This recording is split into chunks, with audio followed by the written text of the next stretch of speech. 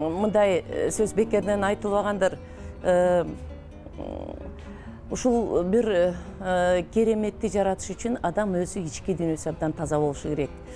Мен ойлоймун, ушу Мисирдин ички дүйнөсү таза, ушунчалык ар бир адамда ар дайым бир жакшы сапаттарын, жакшы касиеттерин, бул жанагы балды ары бал чогулткандай эле ушул адамдын жакшы касиеттерин көрө билип, баалай билип, ошолор менен жакшынакай бир баарлашкан адам катары тааныйбыз.